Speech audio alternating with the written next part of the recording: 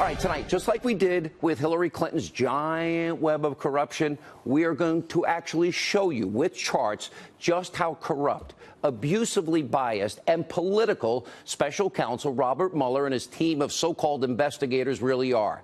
This is, on the surface, complicated. Stay with us tonight. We're going to set the stage. We will explain and break down everything for you. Let's start with the head of the snake. That would be the special counsel, Robert Mueller. Mueller's credibility is in the gutter tonight with these new discoveries. His conflicts of interest, his clear bias, the corruption are on full display. Mueller is frankly a disgrace to the American justice system and has put the country now on the brink of becoming a banana republic. Here's why. Robert Mueller, former FBI director under Bush and Obama, was first appointed as a special counsel to the Russia probe by Deputy Attorney General Rod Rosenstein. Rosenstein, longtime federal attorney, was only able to appoint Mueller because the Attorney General, Jeff Sessions, you remember, recused himself from the Russia investigation. That was a huge mistake. By the way, he may want to unrecuse himself. Now, you might remember this came after Sessions and Rosenstein encouraged President Trump to fire then FBI Director James Comey over his inappropriate actions in the 2016 Clinton email investigation. Well, as it turns out, James Comey, guess what? He's very good friends with Robert Mueller. After years of working in similar roles, well, some have even described the duo as, quote, brothers in arms. Isn't that so cute? Now, Comey also tweeting tonight he is meeting with his book publisher. Oh, I can't wait for that to come out. When's he going to start working for fake news CNN or conspiracy theory TV MSNBC? We'll have more on that later. But back to Mueller. His conflicts of interest do not end here. While serving as the FBI director in the Obama administration, Mueller stood by and did nothing while the controversial sale of uranium was approved by Hillary Clinton and others in 2010 to that state-owned Russian energy company. Now, keep in mind, a year and a half before, the FBI had serious evidence of Russian bribery linked to the Uranium One sale, and a confidential informant was providing them further proof for 6 years of a potentially illicit deal. 20% of America's uranium was at stake. We don't have enough uranium. Another important Mueller conflict. It stems from President Trump. Remember, he reportedly interviewed Mueller to be Comey's replacement as the head of the FBI, and ultimately, President Trump, he went in another direction. He gave the job to Christopher Wray.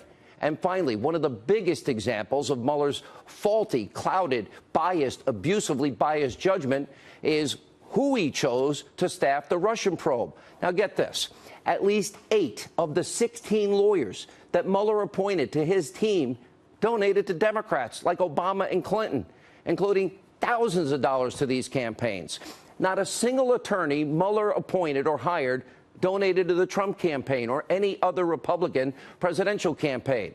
Which brings us to our next chart, where we expose members of Mueller's team from their clear political bias. One of Mueller's top lieutenants, who some have called a legal pit bull, is none other than Andrew Weissmann. We'll have more on him later in this monologue and show. But first, it's important to point out Weissmann gave $4,300 in political donations to Democrats, including Obama. And as you can see, we filled out the chart.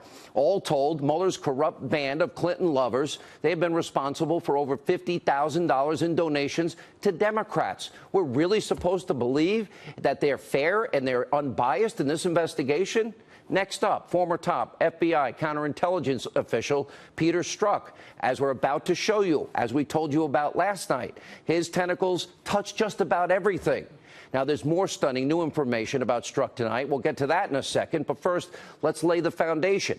According to a report, this was yesterday, Strzok is a member of Mueller's special counsel team that signed the document that officially started the entire Russian investigation witch hunt.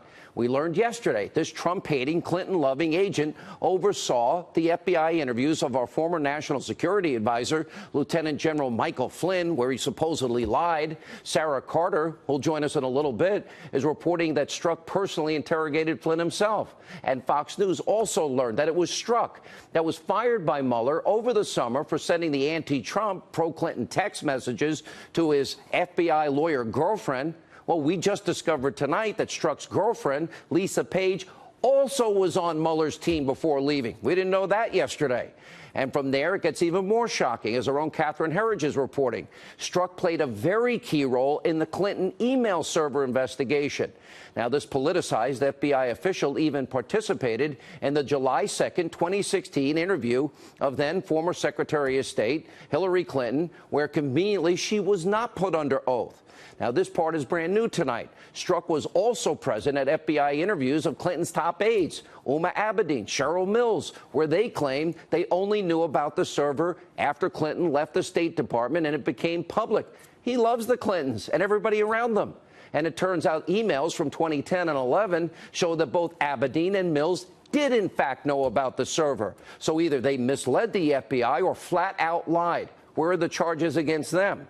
And why were they spared? And Lieutenant General Michael Flynn, why was he charged with lying to the FBI? A massive double standard. And it gets worse from there. Fox News has confirmed that Strzok changed the language. He was the guy in James Comey's draft memo exonerating Hillary Clinton from grossly negligent behavior to extreme carelessness. That's letting Hillary Clinton off the hook. Remember, they wrote the exoneration before the investigation. That means the fix was in. Gross negligence is part of the legal standard that would mean Clinton broke the law. They stood up for her. They defended her. They protected her.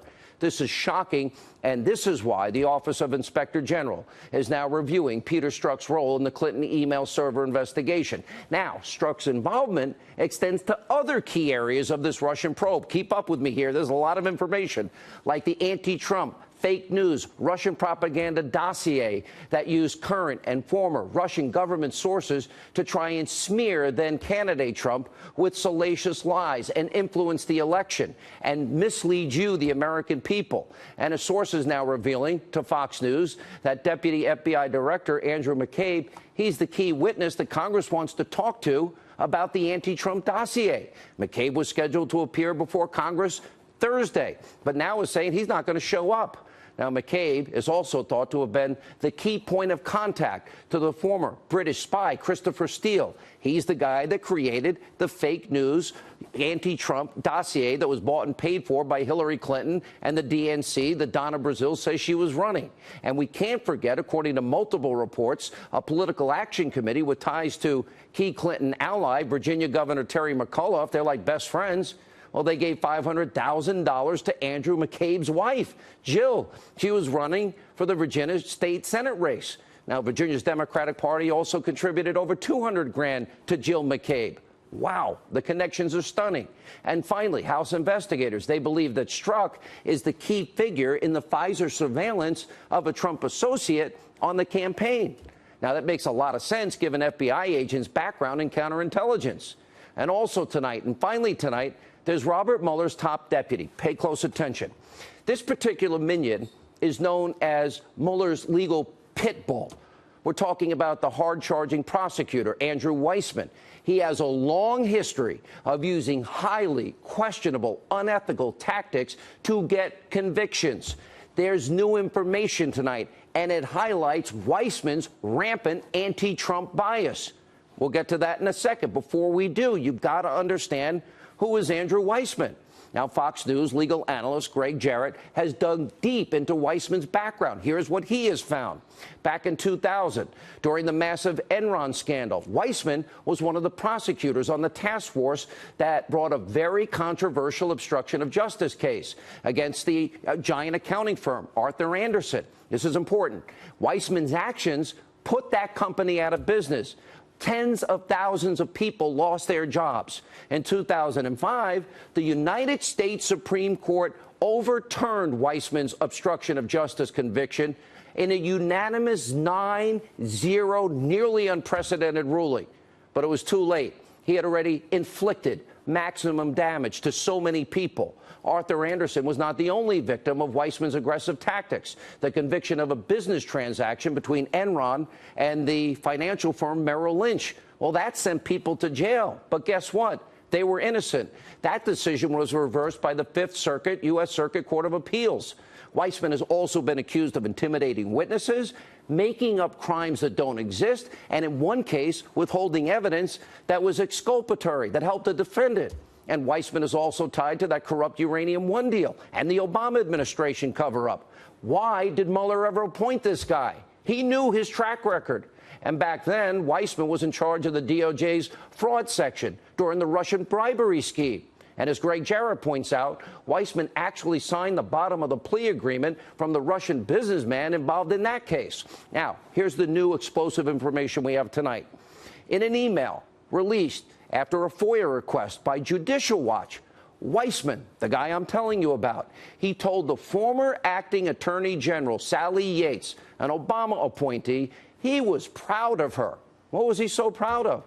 Yates denied a direct order from the president. Her boss refused to defend the legal constitutional travel ban back in January. Weissman's email reads, quote, "I am so proud. I am in awe. Thank you so much. All my deepest respects." Pretty unbelievable. Shows where his political bias is. Also tonight, your mainstream media, they're corrupt. They continue to spread fake news, all in an attempt to destroy and damage this president day in, day out, hour after hour, minute after minute. The latest example involves reports that a special counsel, as he issued a subpoena to Deutsche Bank for information about bank accounts that were held by President Trump and his family, well, tonight we learn it's fake news. President Trump's lawyer, Jay Sekulow, he shot down this erroneous reporting with a statement that reads, quote, "We have confirmed that the news reports that the special counsel has subpoenaed financial records relating to the president are false. No subpoena has been issued or received. We have confirmed this with the bank and other sources." This is just another reason you, the American people, should never trust this destroy Trump corrupt media. And finally tonight, Robert Mueller's political witch hunt comes at a massive cost to all of us, the American taxpayers. Now, from May to the end of September alone, Mueller has spent nearly $7 million of your dollars on his crooked investigation that has now turned into this political fishing expedition. Remember, this all started as a probe into possible Trump-Russia collusion. There's been zero evidence. So far, none, zero. It's been almost a year that this ever happened. And the media, Russia, Russia, Russia. So now Mueller and his political lackeys, they're trying to dig up any kind of potential wrongdoing to justify their existence. This is a massive waste of money, and you, the American people, are paying for all of this, which is an attempted political takedown of your duly elected president. It is a direct threat tonight to the rule of law, to our Constitution. And tonight, this all now begins to end.